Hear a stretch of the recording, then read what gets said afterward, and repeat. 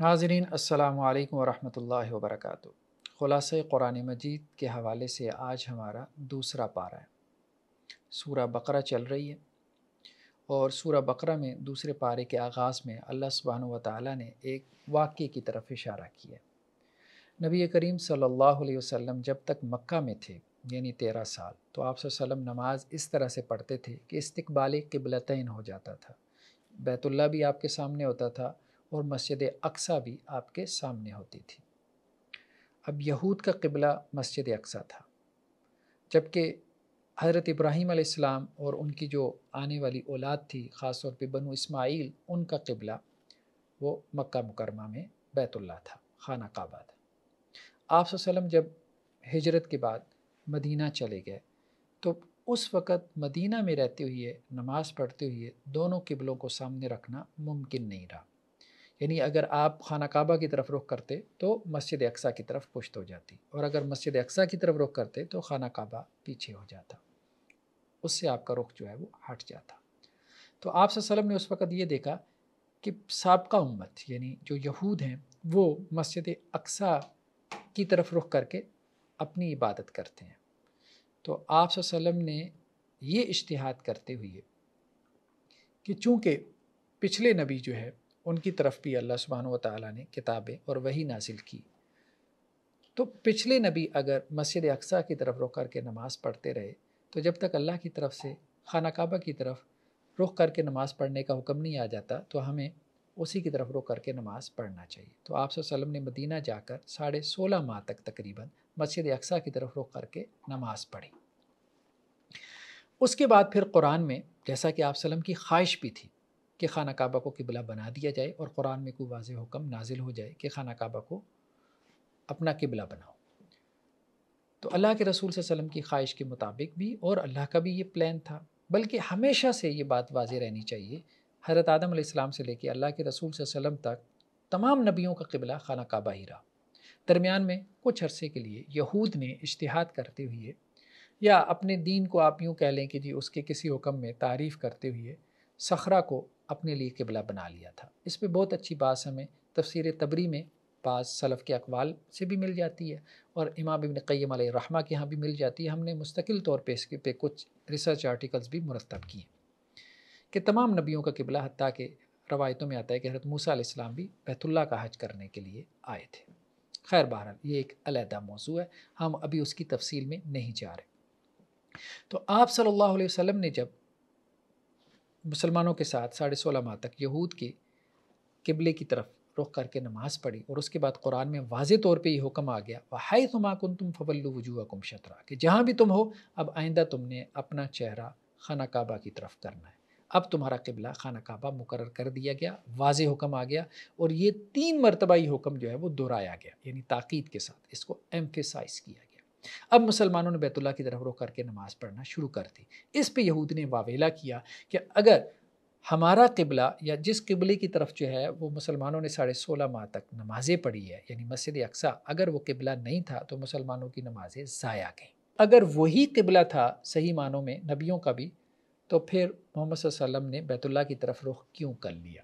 तो इस तरह से उन्होंने वावेला किया और शुकूक व शुबहात पैदा करने की कोशिश की, जैसा कि यहूद का अंदाज़ था। तो खैर ये किबले की जो तब्दीली है बेसिकली ये देखें, ये चेन ऑफ कमांड, जैसे आर्मी में हम देखते हैं कि चेन ऑफ कमांड जब एक जो है वो जर्नैल के बाद दूसरा जर्नैल आता है तो वो जो एक छड़ी होती है वो छड़ी एक जर्नैल दूसरे जर्नैल को पकड़ाता है, तो उससे गोया कि वो कमांड जो है वो चेंज हो रही होती है, एक जर्नैल से दूसरे जर्नैल की तरफ एक रुखसत हो रहा है और दूसरा उसकी जगह ले रहा है, उसको रिप्लेस कर रहा है। तो बैनी ही साबका उम्मत मुस्लिमा, इसमें कोई शक नहीं, तमाम नबी तमाम किताबें उनकी तरफ आती रही, वो यहूदी थे। लेकिन अल्लाह सुब्हानहु व तआला ने जब देखा कि उनकी सरकशी बढ़ गई तो अल्लाह ताला ने उम्मत मुस्लिमा का टाइटल उनसे ले लिया और ये टाइटल उम्मत मुहम्मदिया अलैहिस्सलातु वस्सलाम को दे दिया गया, जो कि अल्लाह के रसूल सल्लल्लाहु अलैहि वसल्लम पर ईमान लेके आए और कुरान पे ईमान लेके आए। तो ये चेन ऑफ कमांड जो है वो चेंज हो रही है। तो उम्मत मुस्लिमा जो है पहले جو سابقہ امت مسلمہ تھی انہوں نے اپنا مرکز جو ہے وہ مسجد اقصیٰ کو بنا لیا تھا، تو گویا اس مرکز کو بھی، سینٹر کو بھی چینج کیا گیا اور وہ سینٹر بیت اللہ کو مقرر کیا گیا۔ یہ واضح طور پہ علامت تھی کہ نئی جو امت کھڑی ہونے جا رہی ہے وہ پچھلی امت کا کوئی سابقہ لائقہ نہیں ہے، یہ علیحدہ سے ایک امت ہے جو اپنے ایک علیحدہ سینٹر کے ساتھ، اصل شناخت کے ساتھ برپا ہونے والی ہے۔ اس سے یہود کے پھر کان کھڑے ہو گئے۔ ابھی تک وہ یہی سمجھتے تھے کہ شاید مسلمان ہمارا ہی کوئی سابقہ لائقہ ہیں، جیسے عیسائیت ہم میں سے نکلی اسی طرح اب یوں سمجھ لے کہ لوگ یہی کہیں گے کہ جی جس طرح عیسائی یہودیوں سے نکلے اسی طرح مسلمان بھی یہودیوں سے نکلے۔ لیکن جب انہوں نے دیکھا کہ قبلہ ہی تبدیل ہو گیا تو اب ان کے کان کھڑے ہو گئے، اب انہوں نے پروپیگنڈا کرنا شروع کر دیا۔ اس کے بعد ہم یہ بھی دیکھتے ہیں کہ شروع کی جو آیات ہیں ان میں امت مسلمہ کے اوپر ایک ذمہ داری ڈالی جا رہی ہے، اور یہ دعوت و تبلیغ کی ذمہ داری ہے۔ اللہ سبحانہ و تعالیٰ فرماتے ہیں اس امت سے خطاب کرتے ہوئے کہ وَكَذَلِكَ جَعَلْنَاكُمْ أُمَّةً وَسَطًا، ہم نے تمہیں امت وسط یعنی معتدل امت بنایا، لِتَكُونُوا شُهَدَاءَ عَلَى النَّاسِ، تاکہ تم لوگوں کے اوپر گواہ ہو جاؤ، وَيَكُونَ الرَّسُولُ عَلَيْكُمْ شَهِيدًا، اور رسول تمہارے اوپر گواہ ہو، یعنی رسول تو قیامت والے دن ہمارے خلاف گواہی دیں گے کہ یا اللہ میں نے دین ان تک پہنچا دیا تھا۔ قیامت والے دن ہر رسول جو ہے وہ اپنی قوم کے خلاف گواہی دے گا کہ یا اللہ میں نے اپنا دین ان تک پہنچا دیا تھا۔ اللہ کے رسول صلی اللہ علیہ وسلم نے تو خطبہ حجۃ الوداع کے موقع پہ باقاعدہ اس گواہی کی تصدیق بھی کروائی، وہاں پہ جو لوگ موجود تھے کہ الا هل بلغت، کیا میں نے پہنچا دیا؟ تو لوگوں نے یہ کہا کہ اللہ کے رسول صلی اللہ علیہ وسلم آپ نے پہنچایا نہیں، پہنچانے کا حق ادا کیا۔ اسی طرح سے اب جب نبی کریم صلی اللہ علیہ وسلم نے یہ پیغام، یہ میسج اس امت تک پہنچا دیا تو قیامت والے دن اس امت سے پوچھا جائے گا کہ انہوں نے پوری نوع انسانی تک اللہ کے اس میسج کو، پیغام کو یعنی قرآن کو پہنچایا کہ نہیں پہنچایا۔ تو فرمایا کہ یہ امت جو ہے وہ دوسری قوموں کے بارے میں گواہی دے گی کہ یا اللہ ہم نے ان تک آپ کا میسج جو ہے وہ پہنچا دیا تھا لیکن وہ ایمان نہیں لائے، اور نبی جو ہے وہ اس امت کے بارے میں گواہی دے گا۔ تو اس حوالے سے اس امت کو فکر کرنی چاہیے کہ اگر اس وقت دنیا کی آبادی 8 ارب ہے تو اس میں تقریباً کوئی 2 ارب کے قریب مسلمان ہیں، 6 ارب کے قریب یا اس سے زیادہ کافر ہیں۔ کیا ان نان مسلمز تک ہم نے قرآن کا میسج پہنچایا؟ اگر نہیں پہنچایا تو ہم اس میں کیا رول پلے کر رہے ہیں؟ ہمیں اپنی امت کے چھوٹے چھوٹے مسئلوں سے نکل کے اس بڑے مسئلے کو دیکھنا چاہیے۔ وہ جو ہم چھوٹی چھوٹی تنقیدوں میں ایک دوسرے کے اوپر لگی ہوئی ہیں، 6 ارب سے زیادہ تو مسلمان ہی نہیں ہے۔ جو مسلمان نہیں ہے اس کے بارے میں تو پکا ہے کہ وہ جہنم میں جائے گا، اس پہ تو سارے فرقے متفق ہیں۔ اس کے لیے ہم کیا کر رہے ہیں؟ اس کے لیے ہمارے پاس کیا پلاننگ ہے؟ اس کے لیے ہمارے پاس کیا اسٹریٹجی ہے؟ اس کے لیے ہمارا کیا دعویٰ ورک ہے؟ ہمارا سارا کام اسی کے گرد گھومتا رہتا ہے کہ 2 بندے اپنے مسلک میں داخل کر لیے، 4 اس کے مسلک میں جانے سے روک لیے۔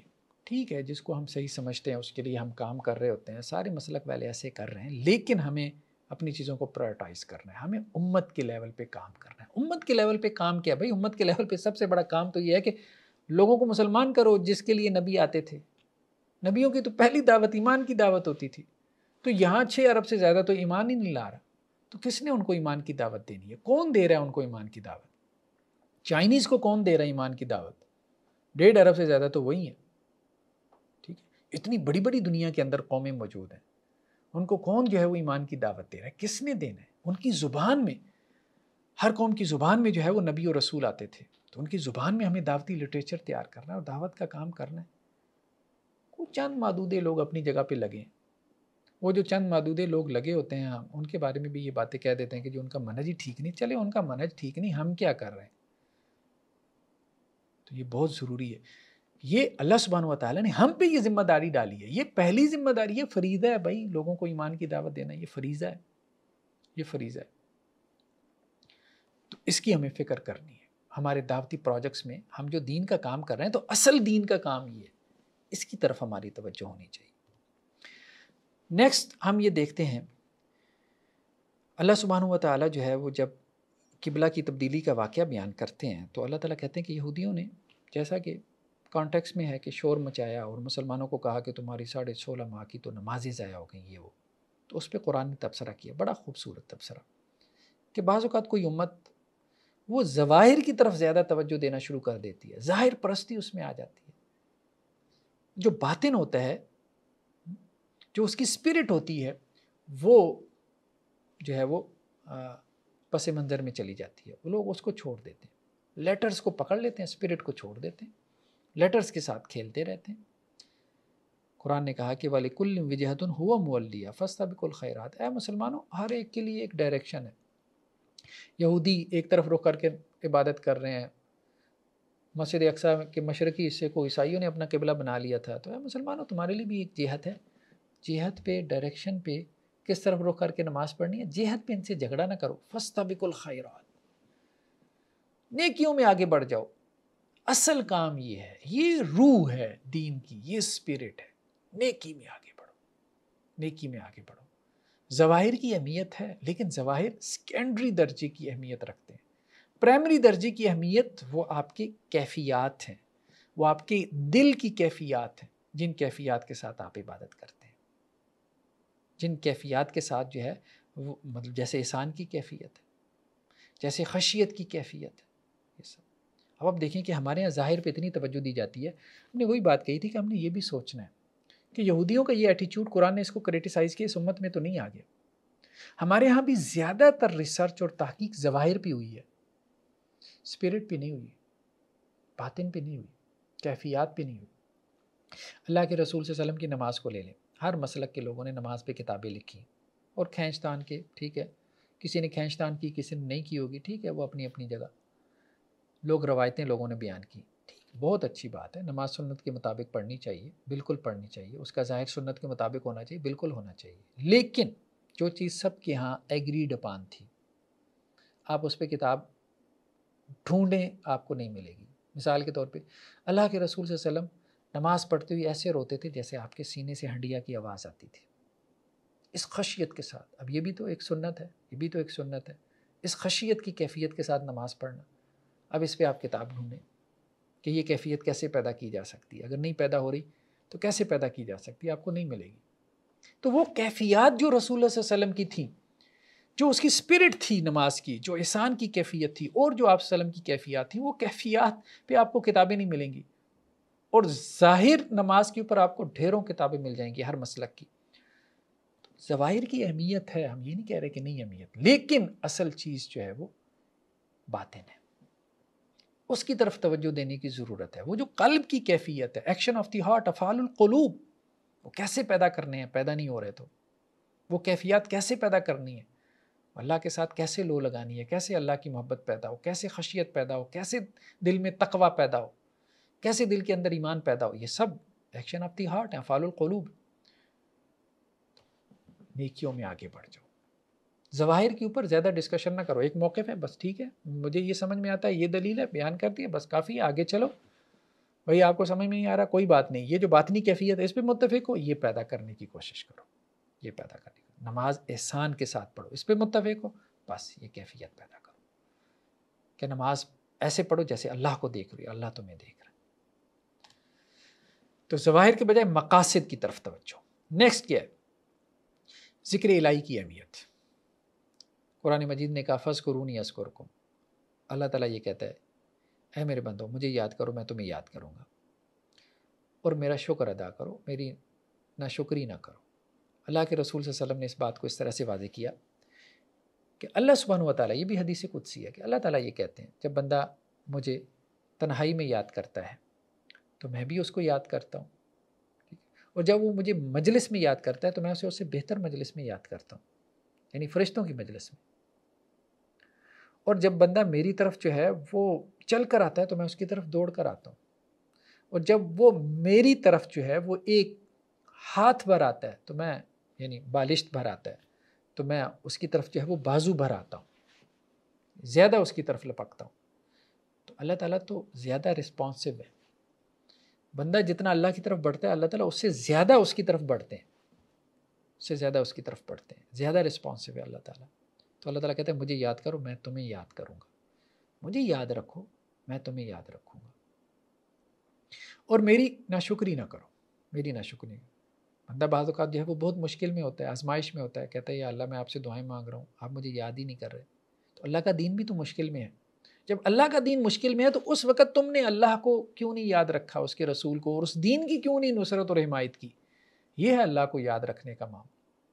یعنی ایک تو اللہ کو یاد رکھنے کا معاملہ ٹھیک ہے، وہ زبان سے یاد رکھنا، ذکر کرنا، دل میں یاد رکھنا، وہ تو ہے ہی ہے، لیکن اس کے ساتھ ساتھ جو ہے اللہ کے دین کی نصرت بھی مراد ہے۔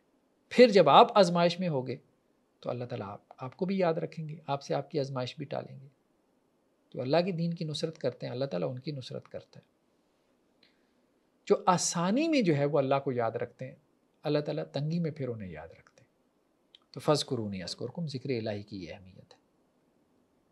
اللہ کو بھولنا نہیں چاہیے، اللہ کو بھولنا نہیں چاہیے، ہر حال میں اللہ کو یاد رکھو، ہر حال میں، اٹھتے بیٹھتے چلتے پھرتے۔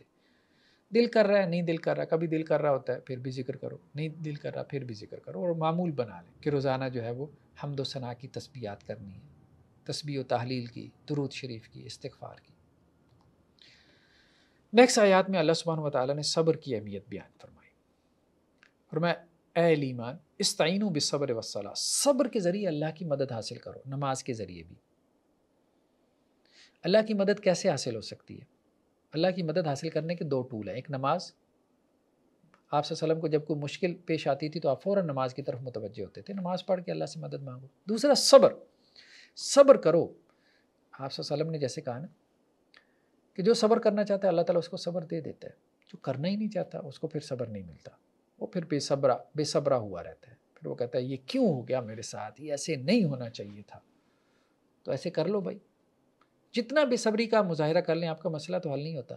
یعنی بے صبری کرنے سے، اللہ سے شکوے شکایات کرنے سے، اللہ سے لڑنے سے، ایون اللہ کو برا بھلا کہنے سے آپ کا مسئلہ حل ہو جائے گا؟ نہیں ہوگا، وہ تو وہیں کا وہیں ہے۔ تو صبر کرنا سیکھو، صبر کرنا سیکھو، پیشنس تمہارے اندر ہونا چاہیے، ٹالرنس ہونا چاہیے۔ اور فرمایا کہ جو لوگ اللہ کے راستے میں فوت ہو جائیں، مارے جائیں، ان کو مردہ مت کہو، بل احیاء، بلکہ وہ زندہ ہے، یعنی شہداء کے ہیں اللہ کے ہاں زندہ ہیں۔ اللہ کے رسول نے حضرت جعفر طیار رضی اللہ عنہ کے بارے میں فرمایا ان کے 2 بازو کٹ گئے تھے، اللہ نے انہیں 2 پر دے دیے، وہ جنت میں اڑتے پھرتے ہیں، جنت میں اڑتے پھرتے ہیں۔ تو شہداء ان کی ارواح تو اللہ سبحانہ وتعالیٰ، جیسا کہ مسند احمد کی روایت ہے، وہ سبز رنگ کی پرندوں کی یعنی چڑیوں کی پیٹوں میں ڈال دیتے ہیں، سارا دن جنت میں چرتی چکتی ہیں وہ، اور شام جو ہے وہ اللہ کے عرش کے نیچے قندیلوں میں گزارتی ہیں، اور اللہ سبحانہ وتعالیٰ ان کو روزانہ جھانک کے پوچھتے ہیں میرے بندوں کو چاہیے تو نہیں، یا اللہ اس کے علاوہ کیا چاہیے؟ دن جنت میں گزرتا ہے، شام جو ہے وہ اللہ کے عرش کے سائے میں گزرتی ہے، اللہ کے عرش کے نیچے اللہ کے جوار میں، قرب و جوار میں گزرتی، رات اللہ کے ساتھ گزرتی، اس سے زیادہ کیا چاہیے؟ تو یہ شہید کا مرتبہ ہے، یہ شہید کا درجہ ہے، وہ اس کو مردہ مت کہو، وہ زندہ ہے اللہ کے ہاں، اس نے اپنے خون سے جو ہے وہ اللہ سبحانہ وتعالیٰ کی دین کی نصرت کی، اس نے اپنی جان قربان کر دی اللہ کے دین کے لیے۔ یہاں تو لوگ سیاسی پارٹیوں کے لیے کر دیتے ہیں۔ اور ساتھ میں کیا کہا کہ دیکھو میں لازماً تمہاری آزمائش کروں گا، وَلَنَبْلُوَنَّكُمْ بِشَيْءٍ مِّنَ الْخَوْفِ وَالْجُوعِ، خوف جیسے ہوتا ہے انسان کے اوپر، ڈر، دشمن کا خوف ہوتا ہے، والجوع، بھوک، تنگی آ جاتی ہے، معاشی تنگی آتی ہے، وَنَقْصٍ مِّنَ الْأَمْوَالِ، کبھی مال میں نقصان ہو جاتا ہے، والانفس، اور اسی طرح جان کا نقصان ہو جاتا ہے، والثمرات، کبھی غلہ، اناج، فصل، اس کو کوئی کیڑا لگ گیا، کوئی اسی طرح سے سیلاب آ گیا، تو یہ تکالیف، یہ مصیبتیں آتی رہتی ہیں۔ تو اس پہ اللہ تعالیٰ صبر کرنے والوں کو کیا کریں گے؟ اجر دیں گے۔ وَبَشِّرِ الصَّابِرِينَ، صبر کرنے والوں کو خوشخبری دے دیں، جب ان کو کوئی مصیبت پہنچتی ہے تو وہ کیا کہتے ہیں؟ ہم بھی اللہ کی طرف جانے والے ہیں، یہ سب کچھ ختم ہو جانے والا ہے، سب اللہ کا ہی ہے۔ تو یہی لوگ ہیں جن کے اوپر ان کے رب کی طرف سے رحمتیں نازل ہوتی رہتی ہیں، اور یہی لوگ ہدایت یافتہ ہیں۔ تو صبر ایک بہت عام ٹول ہے۔ آپ صلی اللہ علیہ وسلم فرمایا بندہ مومن کا معاملہ عجیب ہے، کبھی نعمت میں ہو تو اللہ کا شکر ادا کرتا ہے، اجر پا جاتا ہے، آزمائش میں ہو تو صبر کرتا ہے، پھر بھی اجر پا جاتا ہے۔ انسان 2 حالتوں سے خالی نہیں ہے، یا تو نعمت میں ہے یا مشکل میں ہے، آزمائش میں ہے، دونوں طرح سے وہ اجر پا لیتا ہے۔ نیکسٹ آیات میں اللہ سبحانہ وتعالیٰ نے ایک شرک کا تذکرہ کیا۔ ہم تو صرف شرک اسی کو سمجھتے ہیں کہ جی جیسے بت کے سامنے سجدہ کر دیا، کسی جو ہے وہ قبر کے سامنے سجدہ کر دیا، ٹھیک ہے۔ شرک صرف یہ نہیں ہے کہ بت کے سامنے سجدہ کر دیا یا قبر کے سامنے جو ہے وہ انسان لیٹ گیا۔ شرک کی کئی قسمیں ہیں، قرآن جس کی طرف اشارہ کرتا ہے، اور بعض اوقات بہت سے لوگ جو اپنے آپ کو موحد سمجھتے ہیں کہ وہ بڑے توحیدی ہیں، وہ بھی شرک کی ان قسموں میں مبتلا ہو جاتے ہیں۔ تو شرک کو قرآن سے سمجھنے کی ضرورت ہے، اس پہ ہم نے علیحدہ سے کچھ ایپیسوڈ ریکارڈ کروائے ہیں۔ قرآن میں جو شرک ہے، اس کی جو کیٹیگریز، اس کی جو اقسام ہے، فرمایا لوگوں میں سے وہ بھی ہیں من یتخذ من دون اللہ اندادا، جنہوں نے اللہ کے علاوہ کچھ معبود بنا لیے۔ اب وہ معبود ان معبودوں کو وہ کیا کرتے ہیں؟ ان کے کچھ سجدے کر رہے ہیں، کیا کر رہے ہیں؟ یحبونہم کحب اللہ، ان سے وہ محبت کر رہے ہیں جیسے اللہ سے محبت کرنی چاہیے. یہ ہے شرک فی المحبت. یعنی کسی چیز کی محبت جب اللہ کی محبت سے بڑھ جائے، اللہ تعالیٰ کہتے ہیں سب سے بڑی محبت اللہ کی محبت ہونی چاہیے. تم نے اللہ کی محبت میں کسی کو شریک کر لیا؟ نہیں.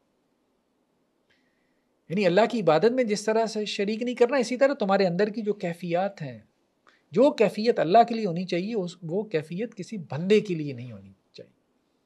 اس میں بھی کسی کو شریک نہ ٹھہراؤ. اور اہل ایمان کیا ہیں؟ والذین آمنوا اشد حبا للہ. اہل ایمان اللہ سے سب سے زیادہ محبت کرتے ہیں، ان کے دل میں سب سے زیادہ محبت اللہ کی ہوتی ہے. جیسے ہمارے یہاں سیاسی پارٹیوں کے رہنما ہوتے ہیں، لوگ ان سے اتنی شدید محبت کرتے ہیں، ان کے لیے جان دینے کو تیار ہوتے ہیں، اور اس طرح سے اپنے جذبات کا اظہار کرتے ہیں، ہم یہ کر دیں گے ان کے لیے، وہ کر دیں گے، ٹھیک ہے، ہماری ریڈ لائن ہے اور فلاں ہے، یہ ہے. اور لیکن یہ بات کبھی اللہ اور اس کے رسول کے لیے نہیں کہیں گے. بدقسمتی ہے. حالانکہ یہ باتیں اللہ اور اس کے رسول صلی اللہ علیہ وسلم کے لیے ہونی چاہیے تھی.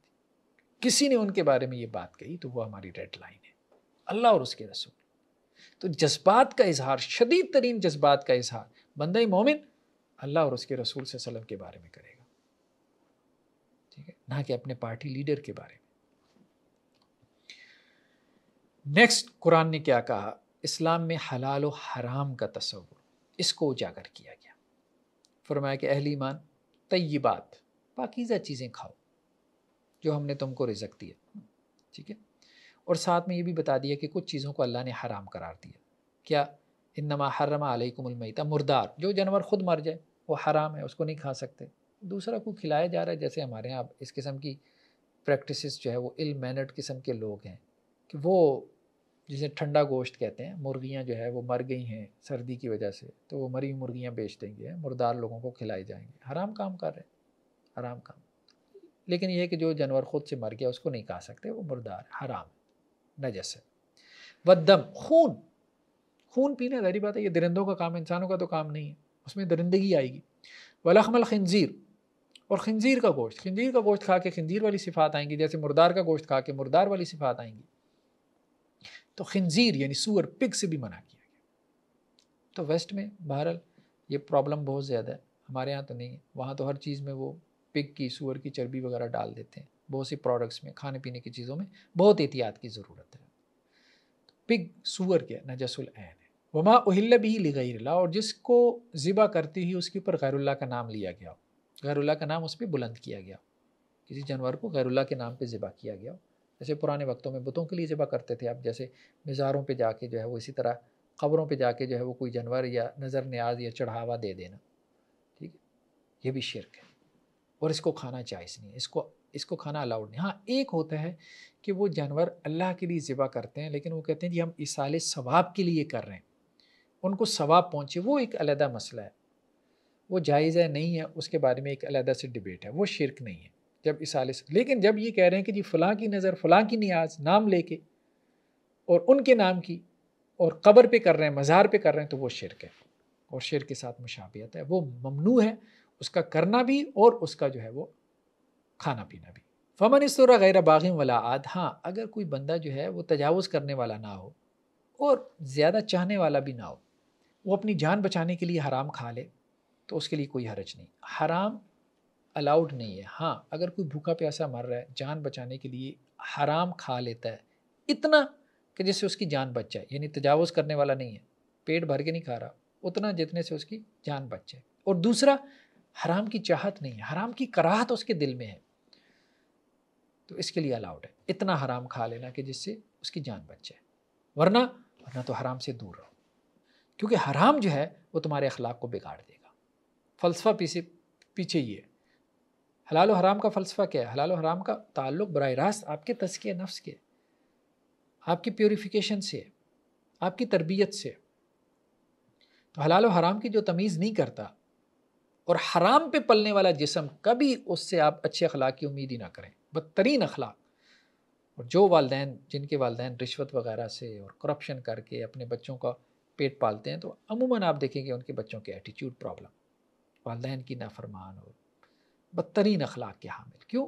حرام سے ان کا جو ہے وہ جسم پلا بڑا ہے.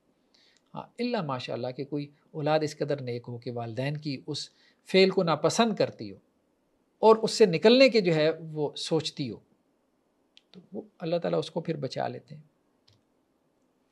نیکسٹ رکوع میں کیا ہے کہ نیکی کیا ہے، نیکی کو ڈیفائن کیا گیا اور بہت اہم بات ہے، قرآن نے کہا ہے کہ نیکی یہ نہیں ہے ان تولوا وجوہکم قبل المشرق، مشرق مغرب کی طرف منہ کر لینا، یہ نیکی نہیں، یعنی ظواہر، چند ظواہر کی طرف لوگوں کو متوجہ کیا ہوا ہے اور اسی کے اوپر لگایا ہوا ہے۔ جیسے سوشل میڈیا پہ ایک ویڈیو وائرل تھی اور ایک ہمارے ہاں جماعت ہے، میں ان کا نام نہیں لیتا، ان کے امیر صاحب یہ کہہ رہے تھے کہ کچن کے اندر کیلا آپ نے کس طرح سے رکھنا ہے، مطلب وہ قبلہ رخ ہونا چاہیے۔ تو لوگوں نے اس قسم کی نیکیوں کو پروموٹ کرنا شروع کیا ہوا ہے، پتہ نہیں وہ نیکی ہے بھی کہ نہیں ہے۔ نیکی یہ نہیں ہے کہ تم مشرق یا مغرب کی طرف منہ کر لو۔ وہ جو یہود نے تنقید کی تھی مسلمانوں کے اوپر کہ تم نے جو 16.5 ماہ جو ہے وہ ہمارے قبلے کی طرف رخ کر کے نمازیں پڑھی، وہ تو ضائع گئی، تو قرآن نے کہا یہ تو ظاہری بات ہے قبلہ کی طرف رخ کرنا، ظاہر کو چھوڑو، اصل نیکی کیا ہے؟ وَلَٰكِنَّ الْبِرَّ مَنْ آمَنَ بِاللَّهِ وَالْيَوْمِ الْآخِرِ وَالْمَلَائِكَةِ وَالْكِتَابِ وَالنَّبِيِّينَ۔ اصل نیکی ایمان ہے، اللہ کو ماننا، آخرت کو ماننا، فرشتوں کو، کتابوں کو، نبیوں کو، جو یہ مان رہا ہے بھائی وہ نیکی تو کر رہا ہے۔ اور ایمان کے بعد سب سے بڑی نیکی کیا ہے؟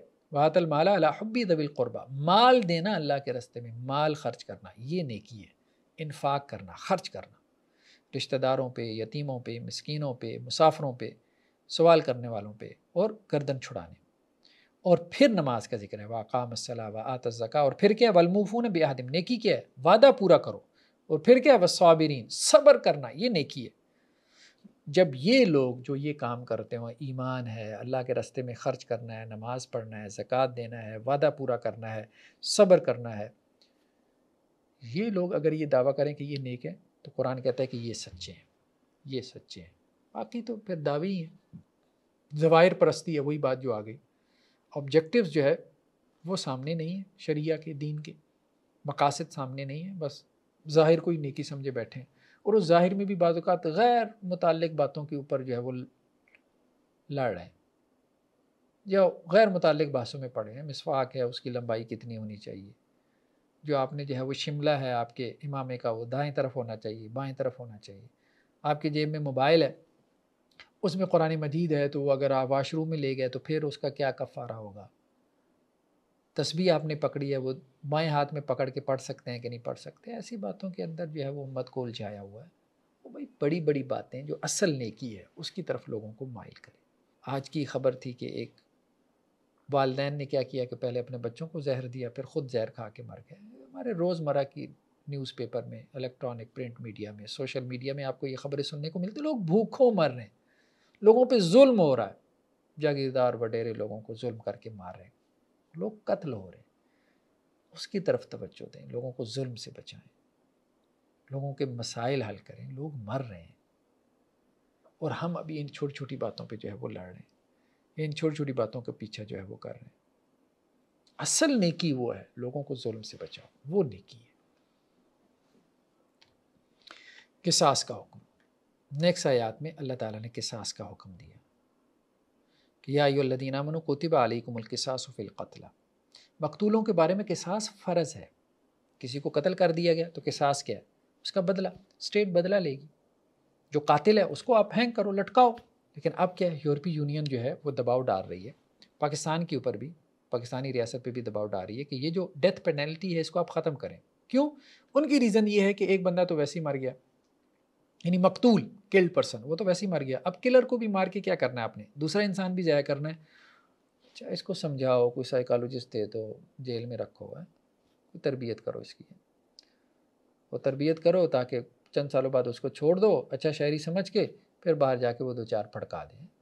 اور یہ تجربات وہ کیے جا رہے ہیں عقل کی بنیاد پہ۔ قرآن نے کہا بھائی قصاص ہے، جو قاتل ہے اس کو جواب میں قتل کرو، اس کو قتل کرو گے تو ہزاروں لوگوں کی جانوں کو آپ محفوظ بنا لو گے، کسی کو پھر جرت نہیں ہوگی۔ ہمارے بعض دوست احباب کا کہنا ہے کہ انہوں نے سعودی عرب میں وہ جیسے پبلک پلیسز پہ ان کے ہاں رواج رہا ہے کہ وہ سزا نافذ کرتے ہیں، چور کا ہاتھ کاٹتے ہیں یا کسی قاتل کی گردن اڑاتے ہیں پبلک پلیس پہ۔ بعض اوقات جمعے کے بعد جو ہے وہ مجمع میں ایسا ہوتا ہے، تو جو ایک دفعہ دیکھ لے ایک ہفتہ تو وہ بستر سے نہیں اٹھتا اس کے خوف کی وجہ سے۔ تو یہ روب طاری کرنا مقصود ہے، پبلک پلیسز پہ سزا نافذ کرو تاکہ کرائم ریشو کم ہو۔ تو یا ایھا الذین آمنوا کتب علیکم القصاص فی القتل، اور اگلی آیات میں کیا کہا، وَلَکُمْ فِی الْقِصَاصِ حیات، قصاص میں تو تمہارے لیے زندگی ہے، یعنی ایک کو تم مار رہے ہو تو اس سے ہزاروں کو زندگی دے رہے ہو، اس کو بھی تو سمجھو۔ اس کو نہیں مارو گے قاتل کو تو پھر اگلے کو جرت ہوگی، وہ کہے گا زیادہ زیادہ کیا جیل ہی جانا، کوئی بات نہیں، چھوٹ کے آ جائیں گے، نکل آئیں گے، اوروں کو بھی مار دیں گے۔ تو اے اولی الالباب، اے عقل والو، اس بات کو سمجھو کہ قصاص میں تمہارے لیے زندگی ہے، اس بات کو سمجھو، لعلکم تتقون، تاکہ تم بچو، یعنی پھر قتل کرنے سے بھی بچو۔ تو قصاص کا حکم بہت اہم ہے، اور یہ اسٹیٹ کا کام ہے، اسٹیٹ کا کام ہے۔ تو ہمارے ہاں ریاستیں اس طرف توجہ نہیں دیتی، قاتل جو ہے وہ دندناتے پھرتے ہیں، قتل کر دیتے ہیں، خاص طور پہ وڈیرے جاگیردار اندرون سندھ میں، اور ادھر بلوچستان میں، اور ادھر جو ہے وہ آپ ادھر جنوبی پنجاب کی طرف چلے جائیں، ہمارے ہاں یہ ہے۔ اور خبروں میں ہم دیکھتے رہتے ہیں عام طور پہ جو ان کے مظاہرے ہواری ہوتے ہیں، 2-4 بندے مار دیے، وہ کوئی جاگیردار وڈیرا وہ پھر وکٹری کا نشان بنا رہے ہوتے ہیں، پکڑے بھی جائیں تو وکٹری کا نشان بنا رہے ہوتے ہیں، عدالتوں سے چھوٹ جاتے ہیں، صلح کر لیتے ہیں مخالف پارٹی سے، چند پیسے دے کے منہ بند کروا دیتے ہیں، دباؤ ڈال کے۔ یہ صورتحال ہے۔ اب جب یہ ہوگا تو پھر ظاہری بات ہے کہ معاشرے میں انصاف نہیں ملے گا، قتل بڑھے گا، اور وہ بڑھتا چلا جا رہا ہے۔ نیکسٹ کیا ہے، روزے کی فرضیت۔ اللہ سبحانہ و تعالیٰ فرما رہے ہیں کہ اہل ایمان، تم پہ روزہ رکھنا فرض کیا گیا جیسا تم سے پہلے لوگوں پہ فرض تھا، پہلی قوموں کے اوپر بھی روزہ فرض تھا، صرف تم پہ فرض نہیں کیا گیا۔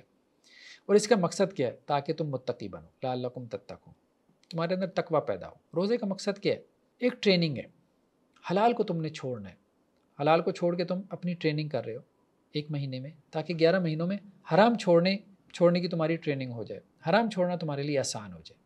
تو بیسیکلی یہ تربیت ہے۔ جیسے عربوں میں رواج تھا کہ وہ اپنے گھوڑوں کو روزہ رکھواتے تھے، تپتے صحرا کے اندر ان کو کھلا پلا کے موٹا تازہ کر کے تپتے صحرا میں جون جولائی کی گرمیوں میں کھڑا کر دیتے تھے، ان کی چربی پگھلتی تھی، پھر ان کا جسم گٹ جاتا تھا۔ اب اس گھوڑے کے اوپر سوار ہو کے لوٹ مار کرنا، جنگ میں جانا، تو گھوڑے کے اندر وہ برداشت پیدا کرنے کے لیے ایسا کرتے تھے، سارا دن ان کو بھوکا پیاسا رکھتے تھے۔ تو یہی اللہ سبحانہ و تعالیٰ نے کہا کہ یہ بندہ مومن جو ہے مشقتیں برداشت کرنے والا ہو۔ اللہ نہ کرے جیسے ہم دیکھتے ہیں سیریا، لیبیا، یمن، عراق، پھر اس کے بعد افغانستان، کشمیر، برما، پتہ نہیں کہاں کہاں مشکلات آتی ہیں، جنگیں چھڑ جاتی ہیں، پتہ بھی نہیں چلتا، پورے ملک جو ہے وہ کھنڈر بن جاتے ہیں۔ تو انسان کو مشکل حالات کے لیے تیار رہنا چاہیے۔ تو یہ تربیت ہے، ایک تو یہ تربیت ہے کہ انسان مشکل حالات کے لیے تیار رہتا ہے، اور دوسرا یہ بھی تربیت ہو رہی ہے کہ گناہ سے بچنے کی تربیت ہے جو ہم رمضان میں حاصل کر رہے ہیں۔ تو یہ روزے کا مقصد ہے۔ اگر روزہ رکھ کے انسان جو ہے وہ جھوٹ سے نہ بچے، برائی کی باتوں سے نہ بچے، تو آپ صلی اللہ علیہ وسلم فرمایا کہ جس کا روزہ اس سے جھوٹ نہ چھڑوائے، برائی نہ چھڑوائے، تو پھر اس روزے کا کیا فائدہ؟ اللہ تعالیٰ کو تو بھوکا پیاسا رہنے کا جو ہے وہ مطلب اللہ تعالیٰ کو تو یہ نہیں ہے کہ جی وہ اس کا بندہ بھوکا پیاسا رہے، تو اس کی تربیت کے لیے، تو تربیت بہت ضروری ہے۔ نیکسٹ آیات میں رمضان اور قرآن کا تعلق بیان کیا گیا کہ رمضان کے مہینے میں قرآن نازل ہوا، اور ہدی للناس، یہ وہی بات آ گئی، تمام انسانوں کے لیے یہ قرآن ہدایت ہے۔ تو رمضان میں قرآن نازل ہوا، اس سے کیا مراد ہے؟ بعض سیرت نگاروں نے یہ لکھا ہے، بعض نے لکھا ہے کہ رمضان کے اندر جو ہے وہ قرآن مجید کی نزول کی ابتدا ہوئی، یعنی پہلی آیات جو نازل ہوئیں وہ رمضان کے آخری عشرے میں نازل ہوئی، واللہ عالم۔ لیکن بعض اہل علم نے یہ بھی کہا ہے، بعض مفسرین نے، کہ رمضان میں جو لیلۃ القدر کی رات ہے، اس رات میں لوح محفوظ سے آسمانی دنیا پہ قرآن مجید ایک مرتبہ نازل ہوا، اس لیے قرآن نے کہا کہ رمضان میں قرآن نازل ہوا۔ تو رمضان اور قرآن کا بہت گہرا تعلق ہے۔ دن میں روزہ رکھو اور اپنے نفس کو کمزور کرو، رات میں تراویح میں قرآن مجید سنو اور اپنی روح کو مضبوط کرو۔ تو انسان 2 چیزوں کا مرکب ہے، جسم اور روح، ان دونوں کی آپس میں کشمکش لڑائی جاری رہتی ہے۔ جسم غالب آ جائے، خواہش غالب آ جائے تو انسان جو ہے وہ برائی کی طرف مائل ہو جاتا ہے، روح غالب آ جائے جو کہ آسمانوں سے آئی ہے تو انسان نیکی کی طرف مائل رہتا ہے۔ تو رمضان میں تربیت کا جو پروگرام دیا گیا ہمیں وہ یہ ہے کہ دن میں نفس کو کمزور کرو، اپنے کھانے کو کم کرو، اور دوسرا کیا ہے کہ رات میں اللہ کے سامنے کھڑے رہو، قیام اللیل میں، تراویح میں، قرآن مجید سنو۔ تو قرآن جو ہے وہ روح کی غذا ہے، روح کو زیادہ غذا دو، وہ قوی ہو، مضبوط ہو۔ جسم کے لیے روح کی مثال ایسے ہے جیسے گھڑ سوار گھوڑے کے اوپر سوار ہے، ٹھیک ہے؟ تو یہ نفس ایک منہ زور گھوڑا ہے جس کو روح نے چلانا ہے، قابو کرنا ہے۔ اب گھڑ سوار اگر کمزور ہے تو گھوڑا اس کو اٹھا کے دے مارے گا۔ تو یہی معاملہ ہے کہ انسان کا نفس اس کو برائی کے اندر دے مارتا ہے۔ جب روح کمزور ہوتی ہے تو روح کو قوی کرو۔ روح کیسے قوی ہوگی؟ قرآن مجید کے ساتھ، تعلق مضبوط کر کے. تو کہا گیا کہ یہ رمضان کے مہینے میں قرآن نازل ہوا اور یہ لوگوں کے لیے ہدایت ہے. وبینات من الہدی والفرقان، اور یہ واضح ہدایت اور فرقان کی دلائل. نیکسٹ روزے کے حوالے سے یا رمضان کے حوالے سے یہ پورا رکوع سورہ بقرہ کا رمضان کے احکامات کے بارے میں. تو اس میں یہ بات کہی گئی کہ رمضان میں ایک اور چیز کا اہتمام کرنا، اور وہ ہے دعا. اللہ کے رسول کو چیزوں کا اہتمام کرتے تھے رمضان میں. ایک تو قرآن کا دور مکمل کرتے تھے حضرت جبرائیل علیہ السلام کے ساتھ. دوسرا روزہ، اور تیسرا جو ہے وہ لیلۃ القدر کی تلاش، اور چوتھا صدقہ، اور پانچواں دعا کا بھی ذکر کیا گیا. قرآن نے کہا ہے کہ رمضان میں زیادہ سے زیادہ دعا کرو. تو کہا گیا کہ جب میرے بندے میرے بارے میں سوال کریں تو آپ انہیں کہہ دیں کہ میں ان کے قریب ہوں.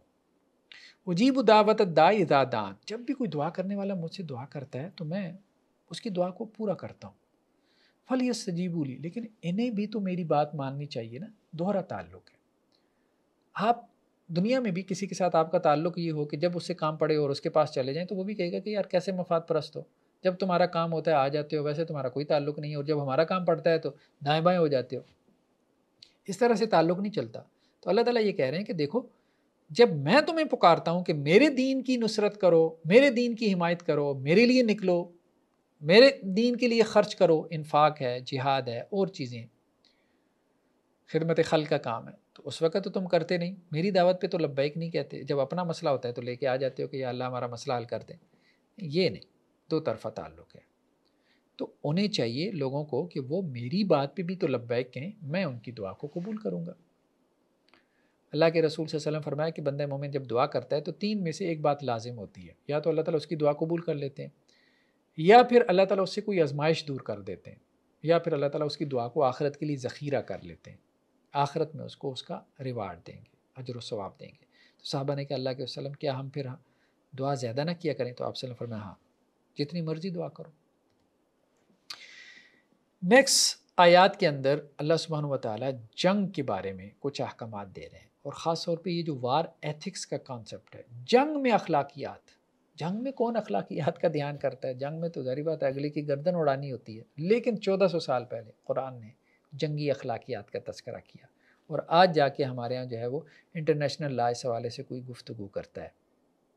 یونائٹڈ نیشن کے جو ہے وہ کچھ چیزیں اس کے بارے میں گفتگو کرتی ہیں کہ جنگ میں جو لوگ قیدی بن کے آتے ہیں ان کے بھی کچھ رائٹس ہیں، حقوق ہیں جنگی قیدیوں کے. قرآن نے 1400 سال پہلے بیان کیے.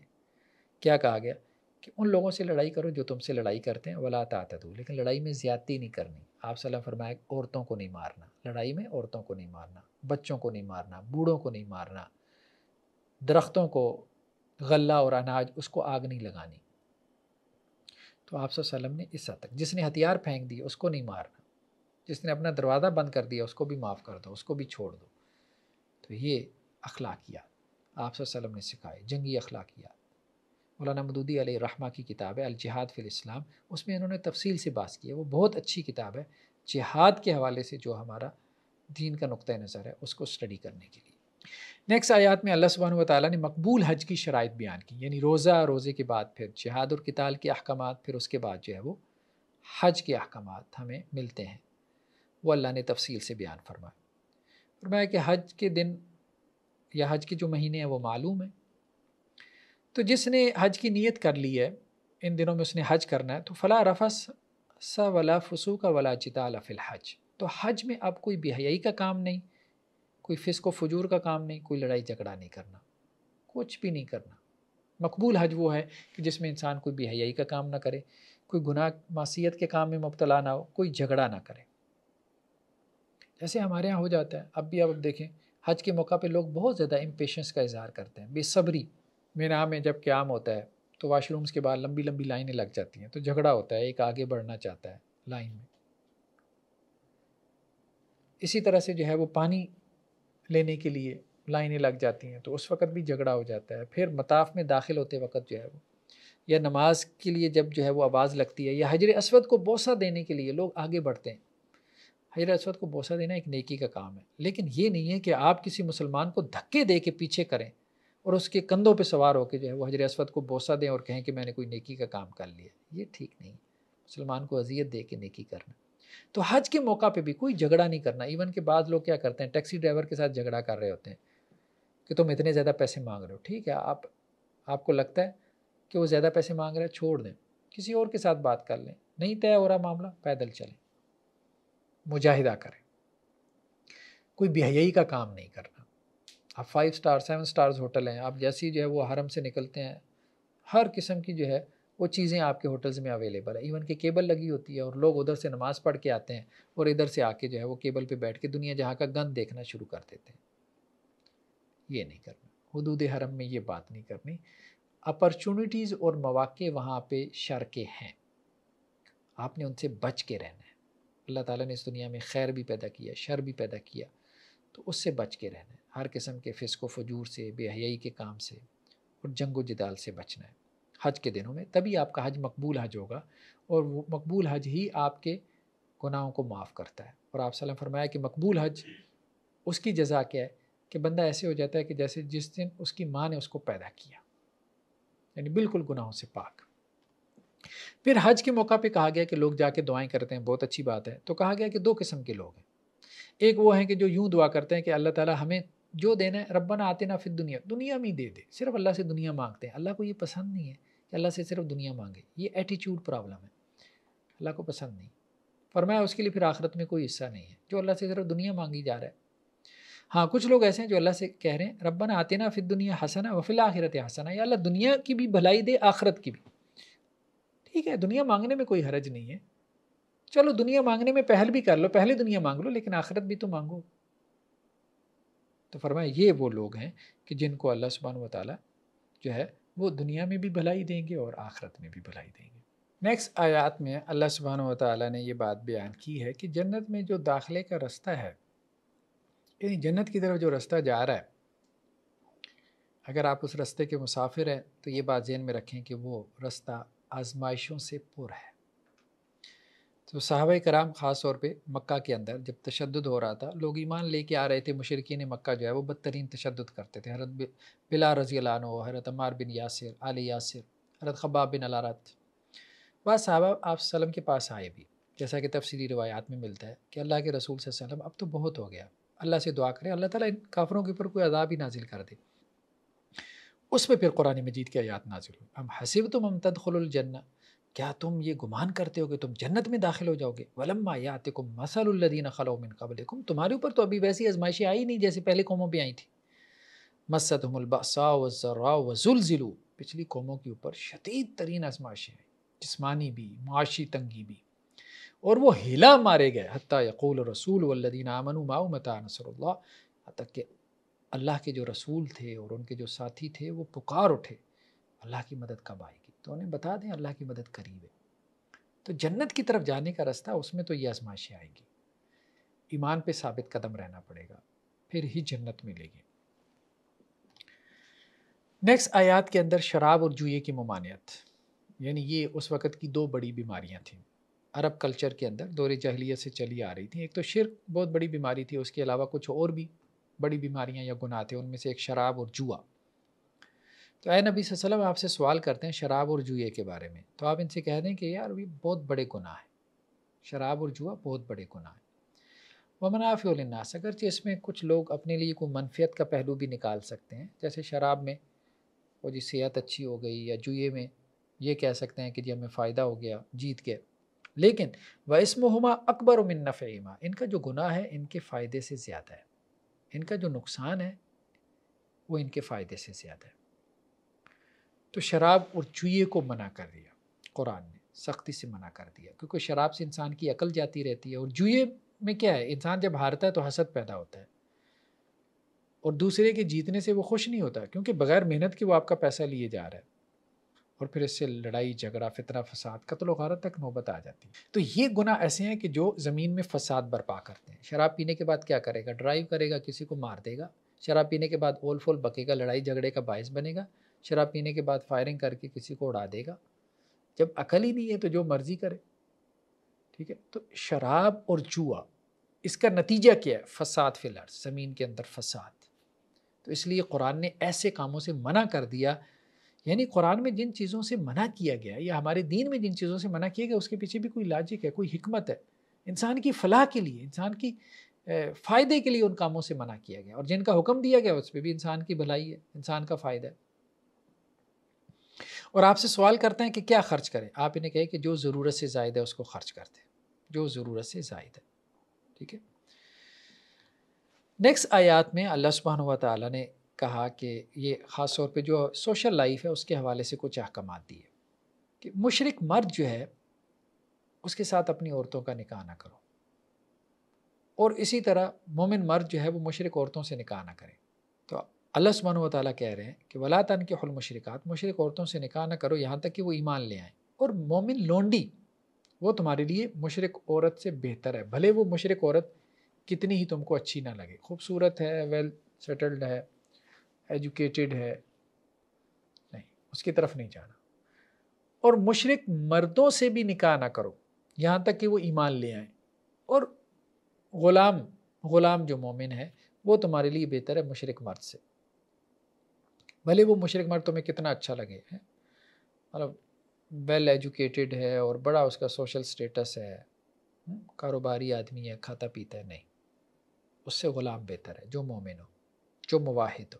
کیوں؟ کیونکہ مشرک جو ہے وہ آگ کی طرف بلاتے ہیں اور اللہ تمہیں جنت کی طرف بلا رہے ہیں۔ دونوں کا جو ہے وہ جو لائف کی جو ڈائریکشن ہے وہ ڈیفرنٹ ہے دونوں کی، ایک مشرق میں جا رہا ہے دوسرا مغرب میں جا رہا ہے، ٹھیک ہے۔ تو جب دونوں کی لائف کی ڈائریکشن ڈیفرنٹ ہے تو وہ کیسے جو ہے وہ اپنی زندگی کی گاڑی ایک راستے پہ ڈال سکتے ہیں؟ نہیں ڈال سکتے، ایک طرف کھینچے گا دوسرا دوسری طرف کھینچے گا تو گھر کا ادارہ تباہ ہو جائے گا، چلے گا بھی نہیں۔ لیکن ہمارے یہاں ہم دیکھتے ہیں کہ یہ مسائل ہیں ابھی، یہاں پاکستان میں تو نہیں لیکن انڈیا میں مسلمان ہیں، کئی مسلمانوں کو آپ دیکھیں کہ انہوں نے ہندو عورتوں سے شادی کی ہوئی ہے، کئی مسلمان مردوں نے۔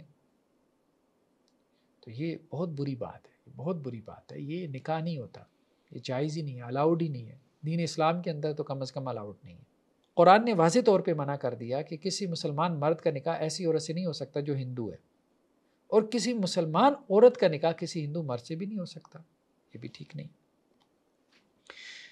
نیکسٹ جو کچھ رکوع ہیں اس میں اللہ سبحانہ و تعالیٰ نے فیملی لائف کو ڈسکس کیا۔ فیملی لائف کے بارے میں قرآن مجید میں احکامات بڑی تفصیل سے ہیں، ایون کہ نماز روزے کے بارے میں اتنی تفصیل سے احکامات نہیں ہیں جتنا فیملی لائف کے بارے میں۔ اس کی وجہ یہ ہے کہ فیملی لائف جو ہے وہ سوسائٹی کا بیسک یونٹ ہے۔ ایک فیملی، خاندان کیا ہے؟ سوسائٹی کی، معاشرے کی بنیادی اکائی ہے۔ اگر خاندان مضبوط ہے، جیسے اینٹ مضبوط ہے تو دیوار مضبوط ہوگی، دیوار مضبوط ہے تو گھر مضبوط ہوگا، تو اسی طرح فرد مضبوط ہے تو خاندان مضبوط ہے، خاندان مضبوط ہے، سوسائٹی اور معاشرہ جو ہے وہ مستحکم بنیادوں پہ قائم ہوگا، وہ مضبوط ہوگا۔ تو قرآن بہت زیادہ فوکس کرتا ہے کس کو؟ سوسائٹی کو، اور سوسائٹی میں بھی خاص طور پہ خاندان کو، فیملی لائف کو۔ فیملی لائف کے بارے میں اس لیے تفصیل سے احکامات دیے تاکہ فیملی کو تم نے درست ڈائریکشن میں رکھنا ہے۔ تو میاں بیوی کے حقوق و فرائض کی بات کرتے ہوئے کہا وَلَهُنَّ مِثْلُ الَّذِي عَلَيْهِنَّ بِالْمَعْرُوفِ وَلِلرِّجَالِ عَلَيْهِنَّ دَرَجَةٌ۔ دیکھو عورتوں کے حقوق ہیں جیسا کہ عورتوں کی ذمہ داریاں ہیں، لیکن معروف، عرف کے مطابق، کسٹم، رواج۔ دیکھیں کچھ ذمہ داریاں ایسی ہیں شوہر کی جو قرآن نے یا سنت میں آ گئیں، اور کچھ ذمہ داریاں بیوی کی بھی آ گئیں کتاب و سنت میں۔ تو دونوں کے، میاں بیوی کے کچھ حقوق اور کچھ فرائض، کچھ رائٹس اور کچھ ریسپانسبلٹیز ہمیں کتاب و سنت سے مل گئی، لیکن اس کے علاوہ کو سوسائٹی کے اوپر چھوڑ دیا گیا۔ عرف کا لحاظ کر لو، بس اس کے مطابق طے کر لو۔ ہمارے یہاں ہوتا کیا ہے کہ بعض مفتی حضرات اس میں ایک غلطی کرتے ہیں، وہ کہتے ہیں کہ جی عورت کے بارے میں کہاں لکھا ہے کہ وہ اپنے شوہر کے لیے کھانا بنائے یا اس کے کپڑے دھوئے، ٹھیک ہے؟ اگر اس طرح سے آپ نکالنا شروع کریں گے تو پھر مرد کے لیے کہاں پہ لکھا ہوا ہے کہ جی وہ اپنی بیگم کو جو ہے وہ سپلٹ اے سی لگوا کے دے، یا فریج خرید کے دے، یا واشنگ مشین لے کے دے، یا باہر جو ہے وہ کھلانے کے لیے لے جائے، آؤٹنگ کے لیے لے جائے، یا گاڑی لے کے دے، یا اور دیگر سہولیات لے کے دے، تو کہیں لکھا ہوا ہے؟ اس طرح سے نہ کریں۔ یہ دونوں چیزیں عرف سے طے ہو رہی ہوتی ہیں۔ مرد کی کیا رسپانسبلٹیز ہیں، عورت کی کیا رسپانسبلٹیز ہیں، کچھ تو شریعت میں آ گئی اور کچھ عرف سے طے ہو رہی ہیں۔ جب عرف سے طے ہو رہی ہیں تو دونوں طرف سے، یا تو پھر دونوں طرف سے اڑا دینا اس کو، پھر ایک طرف کو فیسیلیٹیٹ نہ کریں، ورنہ تو گھر کا ادارہ تباہ ہو جائے گا۔ تو وَلَهُنَّ مِثْلُ الَّذِي عَلَيْهِنَّ بِالْمَعْرُوفِ وَلِلرِّجَالِ عَلَيْهِنَّ دَرَجَةٌ، اور اللہ نے مردوں کو عورتوں کے اوپر کچھ فضیلت دی ہے، یعنی ان کا جو ایک درجہ ہے گھر کے نظام میں وہ بڑا ہے۔ انتظامی اعتبار سے، اخلاقی اعتبار سے، دینی اعتبار سے ہو سکتا ہے بیوی شوہر سے آگے ہو، لیکن انتظامی اعتبار سے جیسے اب آپ دیکھیں کہ عورتیں باہر جاب کرتی ہیں تو ظاہری بات ہے وہاں پہ بھی ان کو کسی مرد کی جو آپ کہہ لیں کہ جی جو اس کا باس ہے اس کی ایڈمنسٹریشن کو قبول کرنا پڑتا ہے، کیونکہ وہ وہاں اس ادارے میں جاب کر رہی ہے۔ تو انتظامی اعتبار سے کوئی جو بھی بڑا ہے وہ مرد ہے عورت ہے تو آپ کو اس کو ایکسیپٹ کرنا پڑتا ہے۔ تو گھر میں اللہ سبحانہ و تعالیٰ نے مرد کو بڑا بنایا تو اس کو ایکسیپٹ کرنا پڑتا ہے۔ نیکسٹ آیات میں اللہ سبحانہ و تعالیٰ نے طلاق دینے کا صحیح طریقہ بیان کیا۔ ایک تو نکاح ہے، نکاح کے ذریعے ایک فیملی جو ہے وہ وجود میں آتی ہے، لیکن اگر اس فیملی کا آپس میں معاملات نہیں چل رہے، صبح شام کی لڑائی جھگڑا اب وہ اس سے تنگ آ گئے ہیں، ہم نہیں چل سکتے، تو سیپریشن کا راستہ کھلا رکھا گیا۔ عورت ہے تو خلا لے سکتی ہے، مرد ہے تو طلاق ڈائیورس دے سکتا ہے۔ تو فرمایا کہ والطلاق مرتان، طلاق 2 مرتبہ ہے، یعنی طلاق باری باری ہے، ایک وقت میں 3 طلاق یہ ٹھیک نہیں ہے، یہ طلاق بدعت ہے۔ حناف کے نزدیک بھی، اہل حدیث کے نزدیک بھی یہ طلاق بدعت ہے، یہ طلاق دینے کا طریقہ ٹھیک نہیں ہے۔ ایک وقت میں ایک ہی طلاق دے سکتے ہیں، دوسری طلاق دینی ہے تو 1 مہینہ انتظار کریں، دوسرے طہر میں جب عورت پاکی کی حالت میں ہو پھر دوسری طلاق دے سکتے ہیں، پھر تیسرے طہر میں 1 مہینے کے وقفے کے بعد تقریباً تیسری طلاق دے سکتے ہیں۔ تو 1 مہینے کا وقفہ کیوں ڈالا گیا پہلی اور دوسری طلاق میں؟ تاکہ جذبات میں جو جذبات کا غلبہ ہوتا ہے وہ 1 آدھ گھنٹے کا ہوتا ہے، اس کے بعد بندہ فوراً جو ہے وہ سکون میں آ جاتا ہے اور پھر پچھتاتا پھر رہا ہوتا ہے۔ جو ایک وقت میں 3 دفعہ کہہ دیتے ہیں طلاق طلاق طلاق، تو اب وہ فتویٰ ڈھونڈ رہے ہوتے ہیں کہ ہمیں کوئی فتویٰ مل جائے 2 گھنٹوں بعد ہی۔ تو یہ اللہ تعالیٰ نے اس لیے یہ میکانزم رکھا ہے، یہ ترتیب اس لیے رکھی ہے کہ دیکھو یہ کوئی جذباتی فیصلہ نہیں ہے، تم نے سپریشن کرنی ہے ضرور کرو، لیکن شعوری فیصلہ ہونا چاہیے، جذباتی نہیں کہ میری فلاں بات نہیں مان رہی تو چلو طلاق دے دیتا ہوں، اچھا تم نے یہ نہیں کیا تو میں طلاق دے دیتا ہوں، یہ نہیں، جیسا عام طور مردوں کا انداز ہوتا ہے، نہیں یہ ٹھیک نہیں ہے۔ طلاق و مرتان، طلاق 2 مرتبہ ہے، باری باری ہے، 1 مرتبہ پھر اس کے بعد پھر اگر تمہارا نہیں چل رہا 1 مہینہ سوچ بچار کی، ٹھیک ہے دوسرے مہینے میں بھی دے دو۔ تو یہ ہے طلاق دینے کا صحیح طریقہ کہ ایک وقت میں ایک ہی طلاق دے سکتا ہے، ایک سے زیادہ نہیں دینی چاہیے۔ اب یہ ہے کہ ایک شوہر نے اپنی بیوی کو 3 طلاقیں دے دی، تو اب یہ دونوں علیحدہ ہو گئے، اب شوہر کسی اور جگہ نکاح کر لے، بیوی کسی اور جگہ نکاح کر لے، تو بیوی کی دوسرے شوہر سے بھی نہیں بنی، وہاں پہ بھی اس کو طلاق ہو گئی، تو اب وہ پہلے شوہر سے شادی کر سکتی ہے، اس میں کوئی حرج نہیں ہے۔ لیکن اگر یہ پری پلانڈ ہو کہ ایک شوہر سے 3 طلاقیں ہو گئی ہیں، اب وہ بیوی آگے کسی اور سے نکاح کرتی ہے اور اسے کہتی ہے کہ تم میرے ساتھ حلالہ کرو، یعنی میرے ساتھ 3 دن 1 ہفتہ 2 ہفتے جو ہے وہ نکاح کر لو اور پھر مجھے طلاق دے دو تاکہ میں پہلے شوہر کے لیے حلال ہو جاؤں، یہ پری پلانڈ حلالہ ہے۔ اس کے بارے میں اللہ کے رسول صلی اللہ علیہ وسلم کی واضح حدیثیں ملتی ہیں کہ کرائے کا سانڈ نہیں بننا، یہ کرائے کا سانڈ ہے، اور یہ بھی حدیثوں میں آتا ہے کہ اس کے اوپر اللہ کے رسول صلی اللہ علیہ وسلم کی لعنت ہے، اللہ کی لعنت ہے ایسے شخص کے اوپر جو حلالہ کرتا ہے اور جو کرواتا ہے۔ تو اگر یہ اتفاقاً ہو تو کوئی حرج نہیں ہے، لیکن اگر پری پلانڈ ہو تو اس سے منع کیا گیا دین میں۔ نیکسٹ کیا ہے کہ بیوی کو تنگ کرنے کی غرض سے طلاق نہ دینا۔ نیکسٹ آیات میں یہ بھی رہنمائی کی گئی ہے کہ بعض شوہروں کا معاملہ یہ ہوتا ہے کہ وہ بیوی کو بساتے بھی نہیں ہیں اور علیحدہ بھی نہیں کرتے، تو قرآن نے اس سے منع کیا، فرمایا وَلَا تُمْسِكُوهُنَّ ضِرَارًا لِتَعْتَدُوا، ان کو نقصان پہنچانے کے لیے نہ روکے رکھو تاکہ ان پہ زیادتی کرو، یعنی ان کو تنگ کرنے کی غرض سے اپنے عقد نکاح میں نہ رکھو، چھوڑ دو اگر تمہیں پسند نہیں ہے کوئی دوسری کر لو۔ تو اگر تم ایسا کرو گے تو وَمَن يَفْعَلْ ذَلِكَ فَقَدْ ظَلَمَ نَفْسَهُ، یہ تم اپنی جان پہ ظلم کرو گے، یعنی آخرت میں اس کا حساب دینا پڑے گا۔ اور دیکھو اللہ کی آیات کو مذاق نہ بناؤ، یہ مذاق نہیں ہے، اللہ کے حکم سے یہ نکاح کا رشتہ قائم ہوا، اس کو مذاق نہ بناؤ۔ اچھے سے چل سکتے ہو چلتے رہو، اگر نہیں چل سکتے تو پھر علیحدہ ہو جاؤ۔ نیکسٹ کیا ہے کہ جو متعلقہ خاتون ہے، یعنی جس کو طلاق ہو گئی، جو ڈائیورسڈ ہے، بعض اوقات کسی خاتون کو 1 طلاق ہو جاتی ہے یا 2 ہو گئیں، اب اس کے پاس آپشن تو ہے کہ وہ اپنے سابقہ خاوند کے پاس جا سکتی ہے، رجوع ہو سکتا ہے، یا اگر عدت گزر گئی تو دوبارہ نکاح ہو سکتا ہے، لیکن اس کے خاتون کے خاندان والے آڑے آ جاتے ہیں، وہ کہتے ہیں کہ نہیں ہم نے اب دوبارہ اس کی طرف واپس نہیں جانے دینا۔ تو قرآن نے کہا کہ نہیں یہ نہ کرو، اگر کسی کو 1 یا 2 طلاق ہوئی ہے اور وہ بیوی اپنے سابقہ شوہر کی طرف واپس جانا چاہتی ہے یا اس سے رجوع کرنا چاہتی ہے تو کوئی حرج نہیں ہے، اس کو رجوع کرنے دو، اس میں درمیان میں آڑے نہ ہو۔ تو فَلَا تَعْضُلُوهُنَّ يَنكِحْنَ أَزْوَاجَهُنَّ، تو تم ان کو نہ روکو، یعنی اپنی عورتوں کو کہ وہ اپنے سابقہ شوہروں کے ساتھ دوبارہ نکاح کر لیں، یعنی اگر ایک یا دو طلاق ہوئی ہے، اذا تراضوا بینہم بالمعروف، جب کہ وہ آپس میں راضی ہوں، یعنی انہیں سمجھ لگ جائے کہ نہیں غلطی ہو گئی ہم سے، ہم آگے چلا سکتے ہیں معاملہ، ٹھیک ہے چلانے دو ان کو۔ نیکسٹ آیات میں اللہ سبحانہ و تعالیٰ نے مدت رضاعت کو بیان کیا کہ ماں جو ہے وہ اپنے بیٹے کو کتنی مدت تک دودھ پلائے گی، تو کہا گیا کہ مائیں جو ہے وہ اپنی اولاد کو حولین کاملین، پورے 2 سال دودھ پلائیں، لیکن اگر کوئی اس سے پہلے بھی چھڑوانا چاہے تو چھڑوا سکتی ہیں، لیکن قرآن نے یہ مدت بیان کی کہ 2 سال جو ہے وہ رضاعت کی مدت ہے، 2 سال تک بچے کو دودھ پلانا چاہیے۔ اب تو ہماری میڈیکل سائنس بھی کہتی ہے کہ مدر فیڈ جو ہے یہ ڈبے کا دودھ اس کے بالمقابل کچھ بھی نہیں ہے، تو جو بچے مدر فیڈ پہ ہوتے ہیں تو وہ زیادہ صحت مند ہوتے ہیں، یا مدر فیڈ زیادہ جو ہے وہ نفع بخش ہے ڈبے کے دودھ کی نسبت، تو ماؤں کو اپنے بچوں کو دودھ پلانا چاہیے۔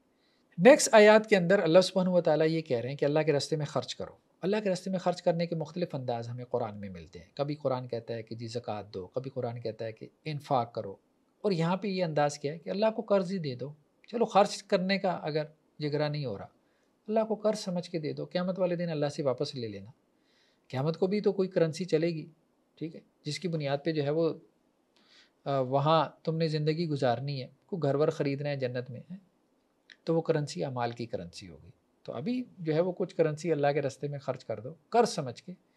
تو من ذا الذی یقرض اللہ قرضا حسنا، کون ہے جو اللہ کو قرض حسنا دے، فیضاعفہ لہ اضعافا کثیرا، اللہ تعالیٰ اس کو کئی گنا زیادہ کر کے واپس کرے، تو ایسے نہیں دے سکتے تو قرض سمجھ کے دے دو، اللہ کو قرض سمجھ کے دے دو، کسی طرح سے اللہ کے راستے میں خرچ کرو، یہ بہت بڑی نیکی ہے، آخرت میں کام آئے گی۔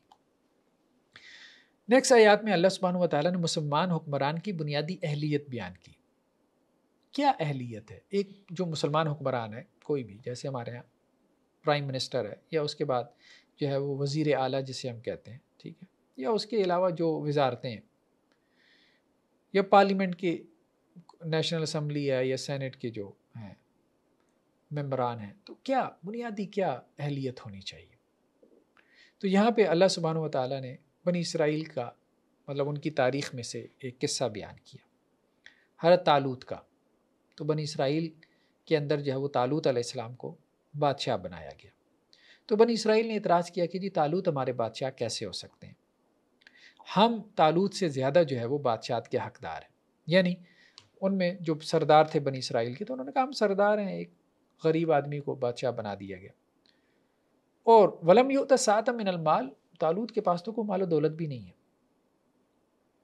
ہم چودھری ہیں، سردار ہیں، وڈیرے ہیں، تو ہمارے پاس حکمرانی آنی چاہیے تھی۔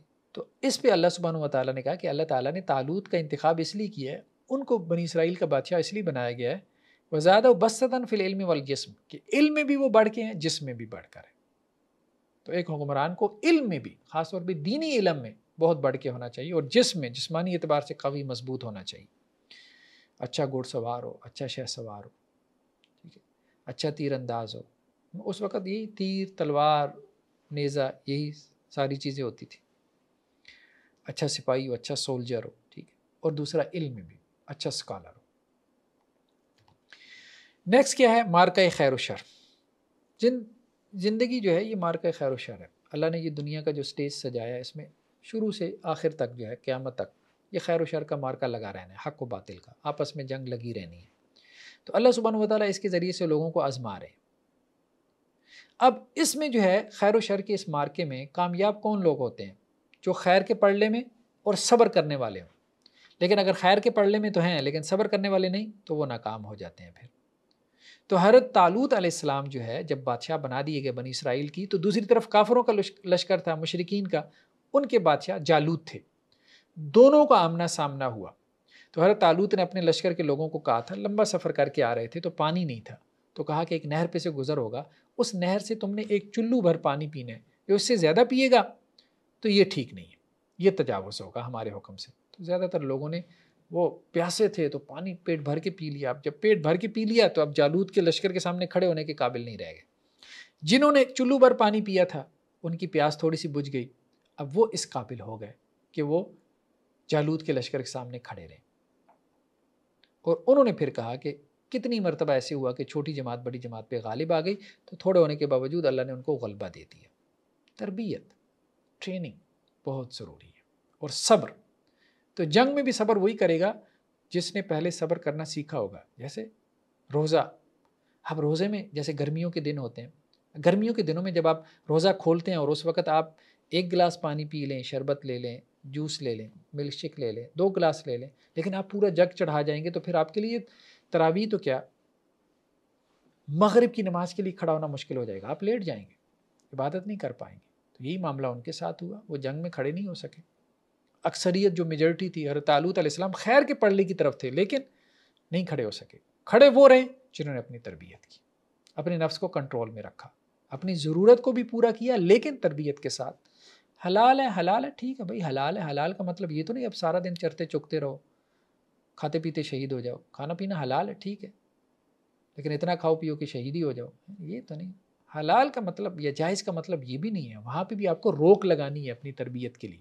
آخری آیات کے ہیں، اللہ سبحانہ وتعالیٰ نے تاریخ کی حرکت کے بنیادی اصول کی طرف اشارہ کیا کہ یہ تاریخ، جیسے ہم دیکھتے ہیں کہ ہسٹورینز کیا بیان کرتے ہیں، ٹھیک ہے، ہیگل کا فلسفہ تھا، تھیسز ہے، پھر اینٹی تھیسز ہے، پھر سنتھیسز آ جاتا ہے، کارل مارکس کا اپنا فلسفہ تھا، ٹھیک ہے، کہ یہ جو تاریخ ہے وہ اپنی معاشی بنیادوں کی وجہ سے آگے حرکت کر رہی ہے۔ یہ تاریخ کیسے آگے بڑھ رہی ہے، کیسے اپنا سفر پورا کر رہی ہے؟ تو قرآن کا جو فلسفہ تاریخ ہے اس میں کیا ہے، اللہ کا فیصلہ بہت اہم ہے اس تاریخ کو آگے بڑھانے میں، اس دنیا کو چلانے میں۔ اللہ کی تدبیر بہت اہم ہے۔ جب شر کا غلبہ ہوتا ہے تو اللہ سبحانہ و تعالیٰ جو ہے وہ شر کو دبا دیتے ہیں، کسی حد تک اس کو دبا دیتے ہیں تاکہ وہ اتنا غالب نہ آ جائے کہ خیر ختم ہو جائے۔ تو یہ اللہ سبحانہ و تعالیٰ خیر اور شر کے 2 پڑھلے ہیں، اللہ تعالیٰ اس کو اوپر نیچے کرتے رہتے ہیں تاکہ یہ خیر اور شر کا مارکا قیامت تک جاری رہے اور دونوں کی آزمائش لگی رہے۔ تو یہاں پہ بھی قرآن نے یہی بات کہی کہ وَلَوْلَا دَفْعُ اللَّهِ النَّاسَ بَعْضَهُم بِبَعْضٍ لَفَسَدَتِ الْأَرْضُ، کہ حضرت داؤد علیہ السلام جو کہ طالوت کے لشکر میں تھے، انہوں نے جالوت کو جو مشرکین کا سردار تھا، سپہ سالار تھا، اس کو قتل کر دیا اور مسلمانوں کو فتح ہو گئی۔ اس وقت کے جو مسلمان تھے بنی اسرائیل، ان کو فتح ہو گئی۔ تو حضرت طالوت کے بعد پھر حضرت داؤد علیہ السلام بادشاہ بنے بنی اسرائیل کے، پھر ان کے بعد حضرت سلیمان علیہ السلام بنے۔ تو اس پہ اللہ تعالیٰ نے تبصرہ کرتے گیا کہ اللہ تعالیٰ بعض لوگوں کو بعض کے ذریعے دفع کرتا رہتا ہے، یعنی وہ جالوت جو ہے اس کی جو طاقت تھی وہ زیادہ تھی طالوت کی نسبت، لیکن اللہ تعالیٰ نے خیر کو غالب کر دیا۔ شر بالکل ختم نہیں ہوا، اس کو اللہ نے دبا دیا تاکہ وہ اتنا غالب نہ آ جائے کہ خیر ختم ہو جائے۔ نہیں، خیر بھی باقی رہے گا، شر بھی باقی رہے گا قیامت تک۔ یہ خیر اور شر کا مارکا، یہ اللہ سبحانہ و تعالیٰ جیسے ترازو میزان کے 2 پڑلے ہوتے ہیں، وہ اوپر نیچے ہوتے رہتے ہیں، تو یہ اللہ تعالیٰ اس کو اسی طرح سے چلائے رکھیں گے۔ تو اللہ کی جو تدبیر ہے، اللہ کا جو امر ہے، وہ بہت اہم ہے اس تاریخ کو آگے بڑھانے میں، نہ کہ اس میں کوئی معاشی فیکٹر یا کوئی میٹیریل فیکٹرز، ان کی کوئی اہمیت ہے نہیں، وہ بھی اللہ کے اس حکم کے، اللہ کے اس امر کے محتاج ہے۔ تو آج ہمارا دوسرا پارہ مکمل ہوا، نیکسٹ ٹائم ہم انشاءاللہ تیسرے پارے کا مطالعہ کریں گے۔ جزاکم اللہ خیر، والسلام علیکم ورحمۃ اللہ وبرکاتہ۔